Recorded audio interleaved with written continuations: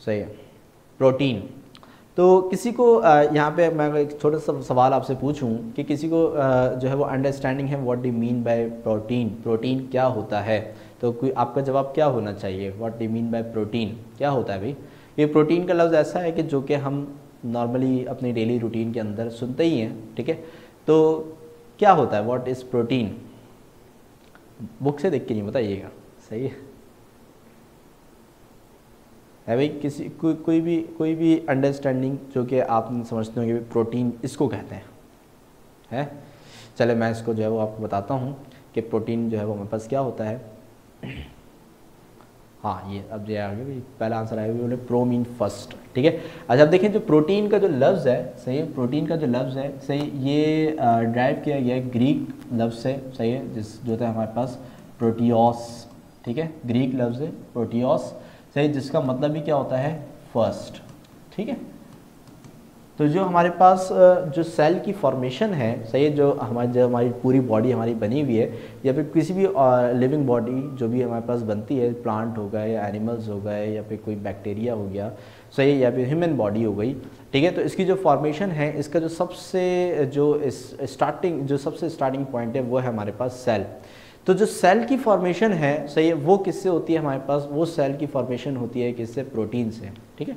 तो यहाँ पे हमारे पास जो प्रोटीन का जो लफ्ज़ है, सही, प्रोटियोस, सही, उसका मतलब ही क्या होता है, फर्स्ट, यानी कि जो हमारी क्या नाम है, बिल्डिंग ब्लॉक्स, सही, जैसे कि कोई बिल्डिंग बन रही होती है, तो उसमें जो सबसे स्मॉल कंपोनेंट होता है वो होते हैं ब्रिक्स, सही, जो हम उसमें यूज़ करते हैं, सही। फिर एक ब्रिक मिलती है, फिर दूसरी ब्रिक मिलती है, फिर तीसरी ब्रिक मिलती है, इस तरीके से ब्रिक टू ब्रिक मिलते हमारे पास एक पूरा जो मकान है वो तैयार हो जाता है, सही। तो अगर वो एक ब्रिक ना हो तो क्या हम मकान बना सकते हैं, नहीं बना सकते, सही। तो जो स्टार्ट है वो कहाँ से होता है, सही, वो स्टार्ट होता है वो इस छोटी सी एक ब्रिक से, सही। तो ब्रिक्स टू ब्रिक्स जब आपस में मिलती हैं तो एक हमारे पास मुकम्मल जो मकान है वो तैयार हो जाता है।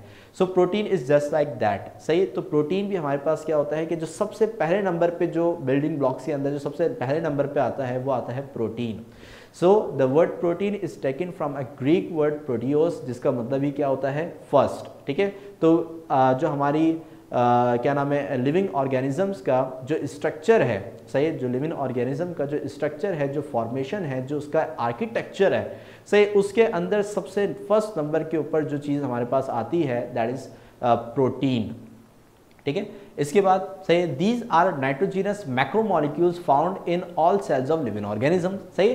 तो अब यहाँ पे हमारे पास जो सेल की फॉर्मेशन, जैसे यानी कि सेल जिससे हमारे पास तमाम जो बॉडीज़ हैं, तमाम जो लिविंग बॉडीज़ हैं वो डिज़ाइन हुई हुई हैं, वो बनी हुई हैं, सही है। तो उस सेल की जो फॉर्मेशन है वो प्रोटीन से हुई हुई है, सही। These are the nitrogenous macromolecules, सही, नाइट्रोजीनस मैक्रोमोलिक्यूल्स। अब मैक्रोमोलिक्यूल का मतलब क्या होता है कि इसके अंदर हमारे पास कुछ मॉलिक्यूल्स की चेन होती है, सही, यानी कि एक मॉलिक्यूल मिला, दूसरा मॉलिक्यूल मिला, तीसरा मॉलिक्यूल मिला, तो उससे हमारे पास क्या बनता है, एक चेन बनती है, सही। जैसे अभी पिक्चर भी आपके साथ शेयर करूंगा, तो यहाँ पे हमारे पास क्या है, अभी एक मॉलिक्यूल, दूसरा मॉलिक्यूल, तीसरा मॉलिक्यूल, चौथा मॉलिक्यूल, इस तरीके से मॉलिक्यूल टू मॉलिक्यूल जब आपस में ये जुड़ते हैं तो ये फॉर्म करते हैं एक प्रोटीन।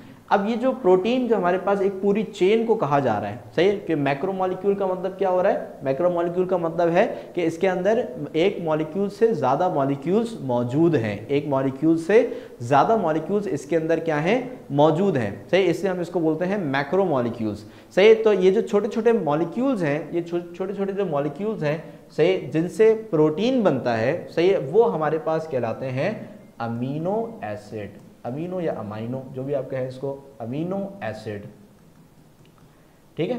तो ये हमारे पास जो छोटे छोटे मॉलिक्यूल्स हैं, सही है, यानी कि अमीनो एसिड्स, सही, जब ये आपस में जुड़ते हैं, सही है, तो ये फॉर्म करते हैं एक प्रोटीन, सही। और प्रोटीन जो है वो फॉर्मेशन में यूज होता है किसकी भाई, सेल फॉर्मेशन, यानी कि जो हमारे पास लिविंग ऑर्गेनिजम्स हैं, सही है, उन तमाम लिविंग ऑर्गेनिजम्स के सेल के अंदर ये फाउंड यानी कि ये पाया जाता है, ठीक है। फिर इसके बाद सही, they are composed of carbon, hydrogen, nitrogen, oxygen and very rarely sulphur and phosphorus, सही। यानी कि हमारे पास जितने भी प्रोटीन्स मॉलिक्यूल्स मौजूद हैं, इसमें ज़्यादातर जो हमारे पास एलिमेंट्स पाए जाते हैं वो है कार्बन, हाइड्रोजन, नाइट्रोजन और ऑक्सीजन।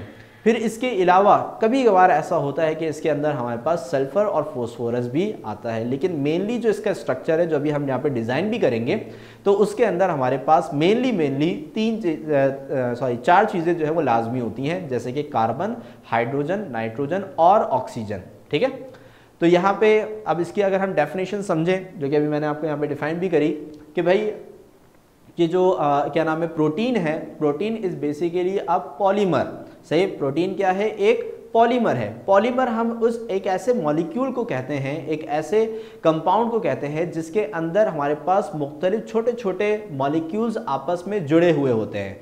सही, जैसे कि आपको यहाँ पे एक स्ट्रक्चर यहाँ पे मैंने एक सिंपल फॉर्म के अंदर शो कराया है, ये एक प्रोटीन है। ये जो आपको पूरी एक चेन नज़र आ रही है, ये क्या है हमारे पास, ये पूरी की पूरी प्रोटीन है।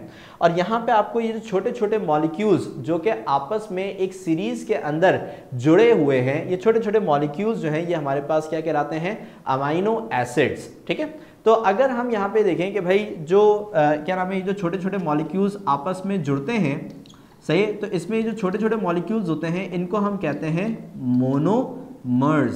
सही, क्या बोलते हैं भाई, मोनोमर्स। ठीक है, और जब ये मोनोमर्स आपस में जुड़ जाते हैं और एक बड़ा मॉलिक्यूल बना लेते हैं तो ये क्या कहलाते हैं हमारे पास, पॉलीमर। सही, तो एक ऐसा मॉलिक्यूल जो कि छोटे छोटे मॉलिक्यूल से मिलके बना हुआ है वो क्या कहलाता है, पॉलीमर कहलाता है। तो अभी मैंने आपको जो बात पहले समझाई थी और जो बात अभी बताई, उन दोनों से ये पता चलता है कि प्रोटीन जो है एक क्या है, पॉलीमर है। प्रोटीन क्या है हमारे पास, एक पॉलीमर है, क्योंकि इसके अंदर हमारे पास छोटे छोटे मोनोमर्स जो हैं वो आपस में जुड़े हुए हैं।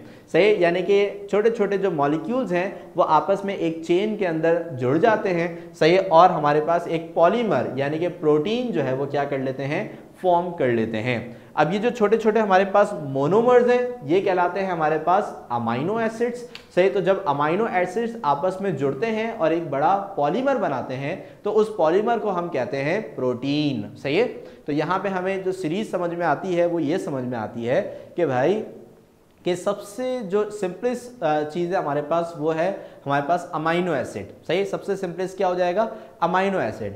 अब जब अमाइनो एसिड आपस में जुड़ेंगे और एक बड़ा स्ट्रक्चर फॉर्म करेंगे, एक मैक्रो मॉलिक्यूल फॉर्म करेंगे, सही, तो वो हमारे पास क्या कहलाएगा, प्रोटीन। और प्रोटीन जो है वो फिर फैसिलिटेट करता है in the formation of cell. सही, और फिर सेल से हमारी पूरी बॉडी जो है वो तैयार होती है। ठीक है, तो यहाँ पे हमारे पास क्या है कि स्ट्रक्चर वाइज जो है वो हमने इन चीज़ों को रखा हुआ है। ठीक है, so protein is the polymer of small molecules called amino acids. सही, अमाइनो एसिड जो है जब आपस में जुड़ेंगे, सही, तो वो क्या फॉर्म करेंगे, एक पॉलीमर फॉर्म करेंगे जिसे हम क्या कहते हैं भाई, प्रोटीन कहते हैं। ठीक है, तो इसके अंदर बेटा कोई क्वेश्चन हो तो जल्दी से पूछ लें और फिर हम इसके जो है वो आगे वाले टॉपिक पे मूव करेंगे। सही, जल्दी से भी जितने बच्चे भी हमारे साथ मौजूद हैं, सही, इसमें हमारे पास अयान है, बरीरा वासिफ हैं, खदीजा नज़ीर हैं, खुनशा हैं, हसन अली, महिबा, मनाहिल, सही, और बाकी बच्चों के नाम नीचे मुझे दिख नहीं रहे। सही, तो जितने भी बच्चे हैं हमारे पास, ठीक है, वो जल्दी से मुझे बता दें। ओके भाई, क्लियर, सही सर, ओके, अच्छा हसन ओके की रिपोर्ट भी आ गई है।